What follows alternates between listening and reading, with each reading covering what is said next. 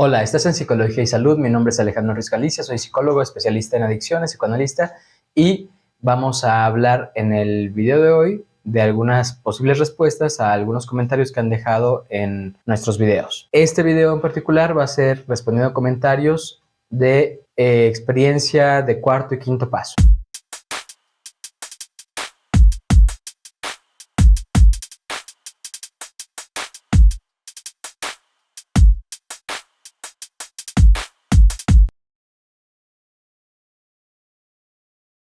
Primer comentario a responder de Julius. Dice, buenas tardes, ¿qué opina de que mi psicólogo me recomendó tomar la experiencia? Pues hay que pensar varias cosas ahí. Una sería, ¿qué es lo que posibilita, qué es lo que hace que tú puedas suponer que hay que seguir los consejos o las sugerencias o las recomendaciones de tu psicólogo? En términos generales, lo que ocurre es que la psicología, en tanto que ciencia, que sí es una ciencia, que siempre hay alguien que dice, y es que no es una ciencia porque no es exacta. A ver, hay principio de incertidumbre, el de Heisenberg en la física, ¿sí? Entonces, hay muchas cosas que no son exactas, cualquiera que se tome en serio las ciencias exactas, la física, por ejemplo, como una de ellas y quizá la más encumbrada en ese lugar, pues sabe que no hay ese grado de exactitud y de certeza y de verdad. La psicología como ciencia, en tanto que utiliza el método experimental, bueno, tiene esta característica de poder tener evidencia científica. Me parece muy cuestionable, Julius, que tu psicólogo te recomiende algo que no tiene evidencia científica de respaldo. Si está trabajando como psicólogo, es decir, desde la ciencia, tendría que limitar sus recomendaciones a aquello que la ciencia ha probado que sirve. De otra manera, lo que puede estar ocurriendo es que te recomiende algo de buena fe o de buena voluntad. No digo que no sea así, tampoco sé si lo es. Y que esto tenga que ver con que él cree que funciona o ha visto que funciona o le ha funcionado a él. En cualquiera de esos tres casos, pues es una recomendación al margen de la psicología. Es decir, es una recomendación como te la podría hacer algún amigo, un vecino, alguien a quien le importas, pero no es una recomendación en función de psicólogo. Creo también que es un tanto peligroso a menos de que tu psicólogo trabaje, o sea, alguien que tiene, que por alguna razón puede acompañarte en el grupo de cuarto y quinto paso. Me parece que se está arriesgando mucho.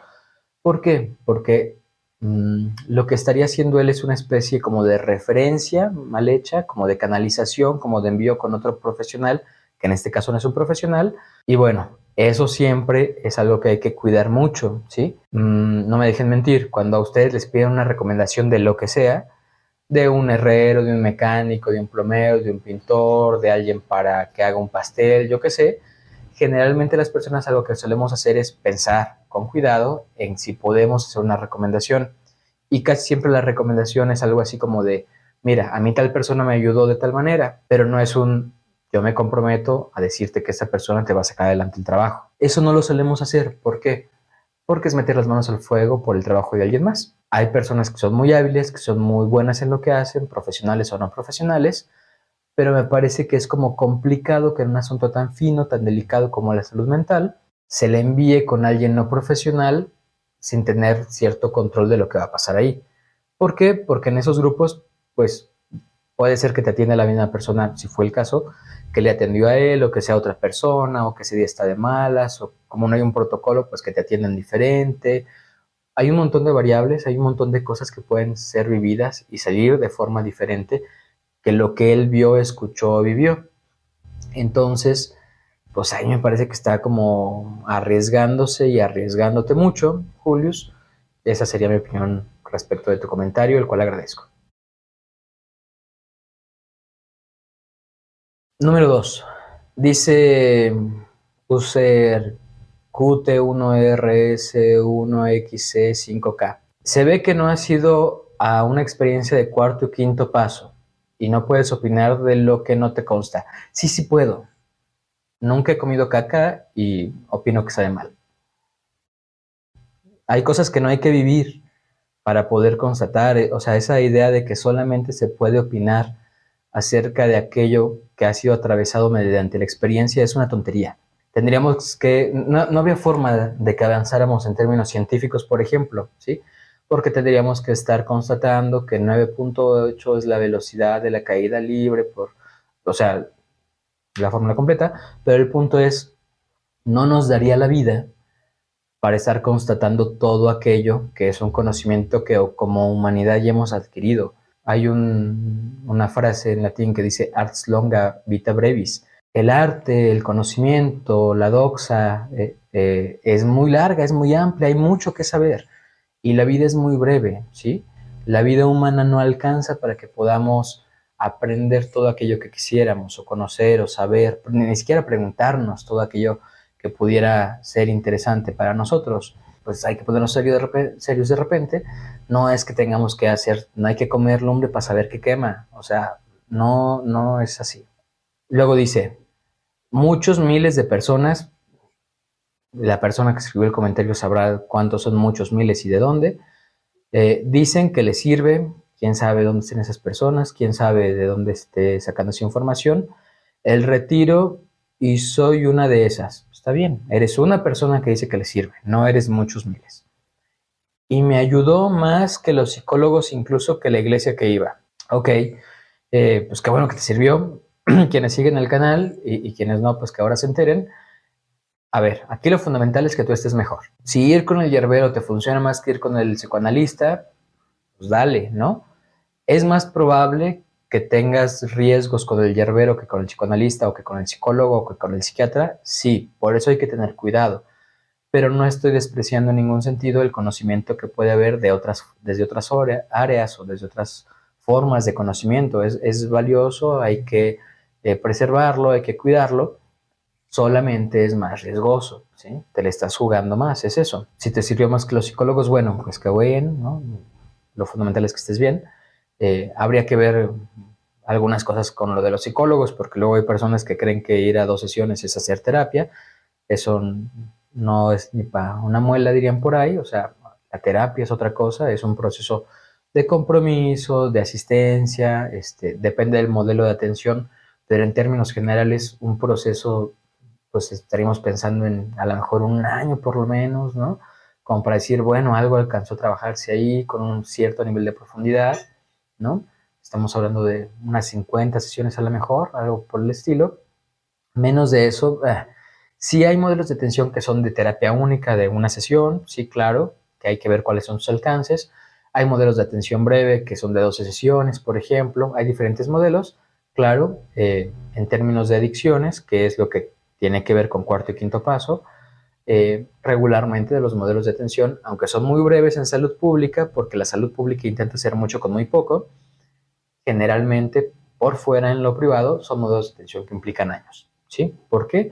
Porque la adicción es una situación, es una enfermedad, un trastorno que pues es crónico, es decir, va empeorando a lo largo del tiempo en términos generales si no se interviene o incluso a veces con intervención, porque es un asunto del desarrollo, es decir, inicia antes de que acabemos de crecer en términos generales, lo cual afecta el desarrollo de nuestro sistema nervioso central.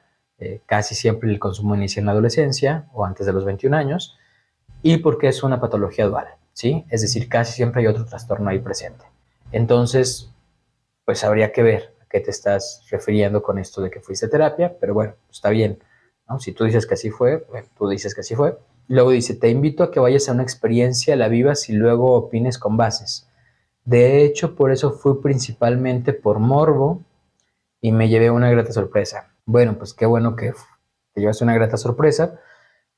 No sé qué decirte de esto de que fuiste por morbo. Me parece como un asunto, pues bueno, ni siquiera voy a entrar ahí. Y lo de que opinar con bases, bueno, ya lo expliqué, me parece, ¿no? Sí hay ciertas situaciones en las cuales es muy importante y necesario incluso tener un contexto, pero hay otras en las que no. Si sabes jugar ajedrez, no tienes que ver los 20, 30, 300 movimientos anteriores a cómo está el tablero ahora para saber cómo está el tablero ahora y qué es lo que podría seguir. También pasa en matemáticas, hay una cosa que se llama series de Markov, en las cuales es posible suponer cuál es el siguiente, qué es lo que va a ocurrir después, sin que tengas la serie completa hacia atrás, ¿no?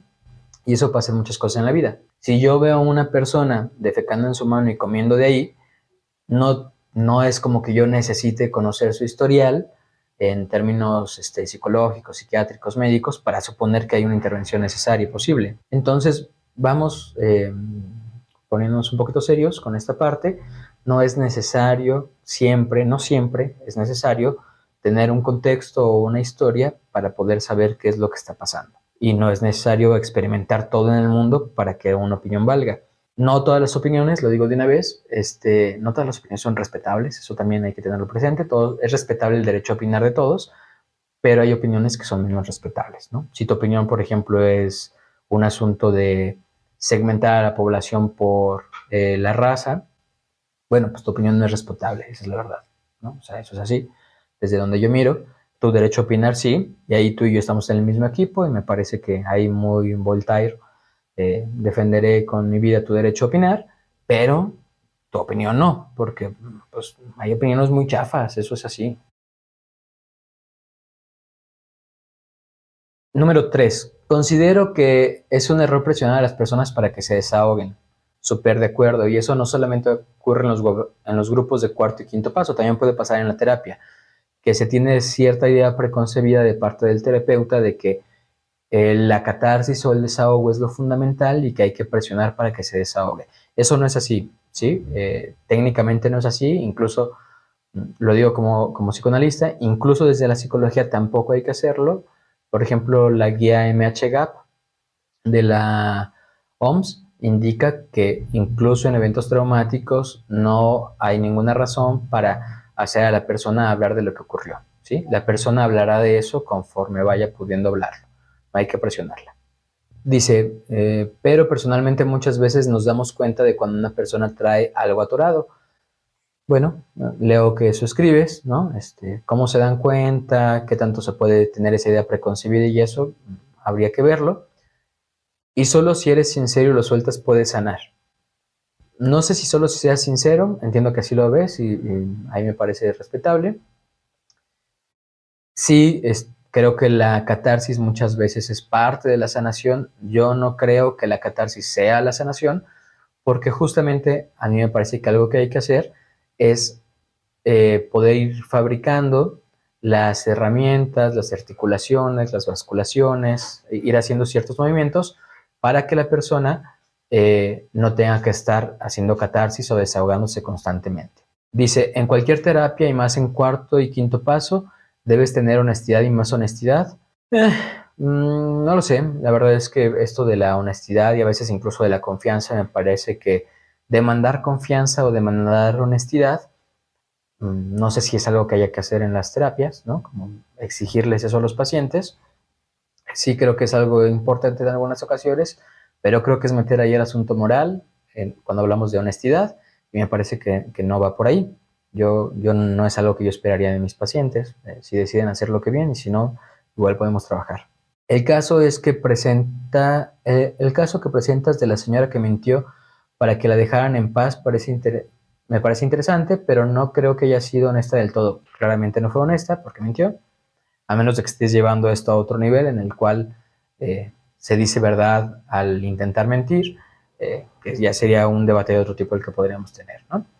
Este, pero bueno, pues creo que un poco en algunos puntos coincidimos respecto de cómo tratar con los demás. Creo que hay cosas muy cuestionables respecto del trabajo de los grupos de cuarto y quinto paso. Entiendo que están atravesados por la moralidad cuando piden honestidad y que creen que la catarsis es como lo que permite sanar. En esa parte yo no estoy tan de acuerdo, pero sí creo y entiendo más o menos de dónde viene esa idea de que decir las cosas, desahogarse, es sanar. Número 4. Dice user WS9XI9HG2F. Tienes razón, yo estuve yendo a la agrupación de cuarto y quinto y la verdad te ayudas tú mismo si de verdad quieres trabajar contigo mismo y me di cuenta que todo es un negocio y que si eres pobre te ven muy por debajo de ellos. Hay un asunto económico atravesado en los grupos de cuarto y quinto paso porque tienen que subsistir, igual que muchas otras agrupaciones. Es cuestionable, claro.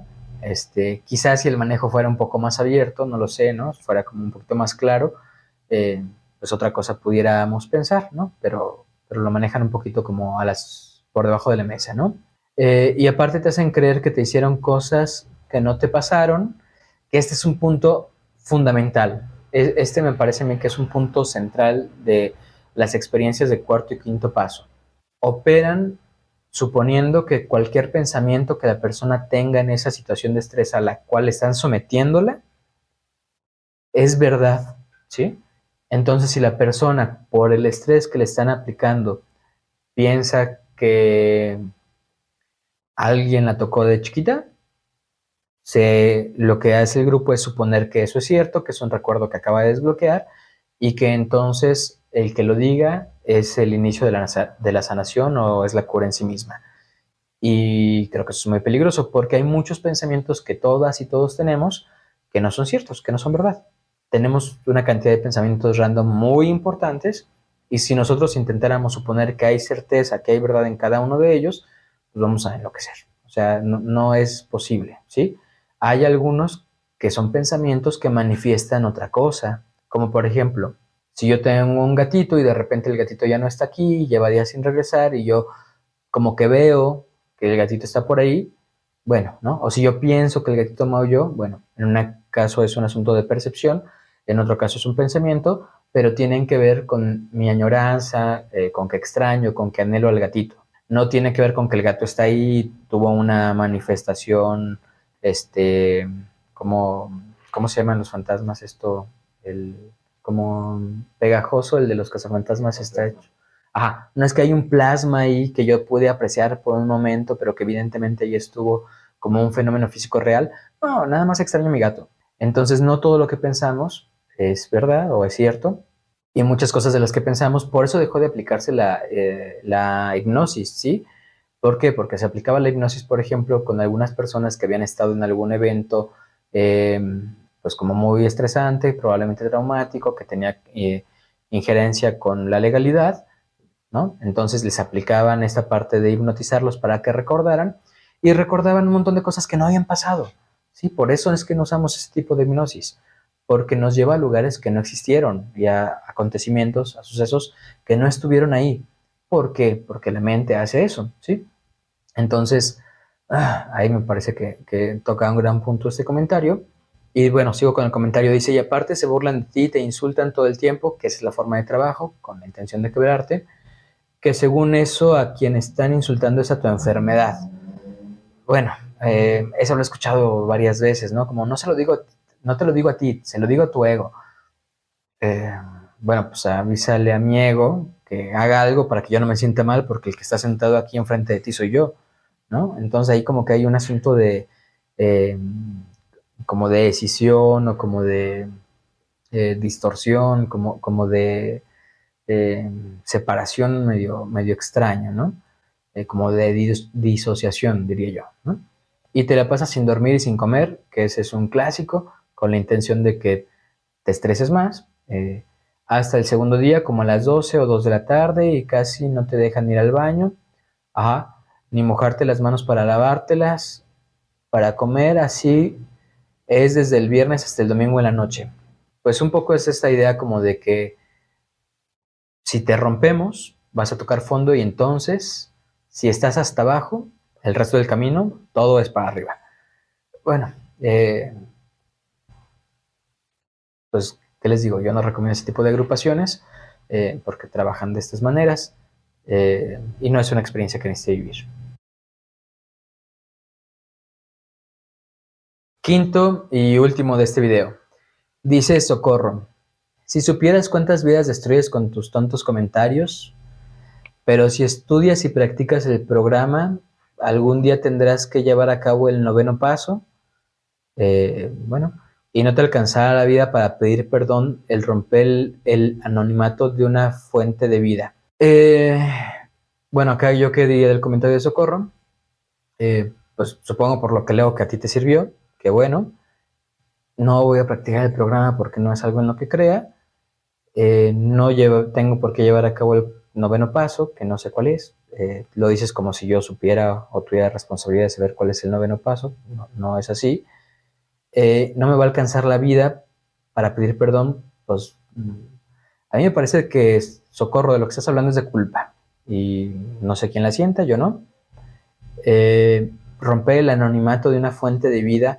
A mí me parece fundamental romper el anonimato, no sé por qué le dicen anonimato a esto, cuando de lo que estamos hablando es de cómo operan, ¿sí? De cómo funcionan, de qué es lo que hace el grupo. Anonimato sería que yo dijera, Juan Cuerdas estuvo ahí, ¿no? Eso es anonimato. Acá de lo que hablan, justo, me parece que es importante tocarlo, es de toda la secrecía, de todo el velo, de todo esto que hacen para no explicarle a la gente a qué la van a someter. Y me parece a mí que es muy importante romper eso. No se vale que inviten a gente, que inviten a personas que están pasándola mal, que están pagando dinero en muchos casos, que depositan confianza, porque están sufriendo. No se vale que las lleven a una experiencia, a una situación, sin explicarles a qué van, ¿sí? He escuchado que esto de que es que si dices a qué va ya no funciona. O sea, que tú metas a alguien en una cabaña, en una granja, en una hacienda, el fin de semana, sin que esté comunicado con las personas que quiere, que le niegues comida, aseo, tiempo de sueño, pues hay muchas formas de llamarla, pero ninguna se parece a la palabra cura, ¿sí? Eso a mí me parece que es fundamental, ¿sí? Si hay tanta certeza en que el programa funciona, en que lo que hacen es adecuado, hablen de ello abiertamente. O sea, ¿por qué estar escondiendo ahí el asunto? Lo que yo creo al respecto es que como tienen un montón de dudas de cómo es que funciona, como trabajan un montón explotando la culpa en las personas, como son ventajosos en muchos de los sentidos, al colocarles en una situación de indefensión, como mucha de la población son adolescentes y son fácilmente maleables, o personas que tienen otras circunstancias de salud mental que las hace vulnerables, pues creo que justamente eso es algo de lo que en muchas ocasiones se aprovechan para manipularles. Entonces me parece que es fundamental que cualquier persona que tenga información de esto pues, sea capaz y esté en posibilidades de hablarlo, ¿sí? Me parece que una de las cosas, un poco me recuerda a la película del Club de la Pelea, ¿no? Donde la primera regla es no hablar del Club de la Pelea.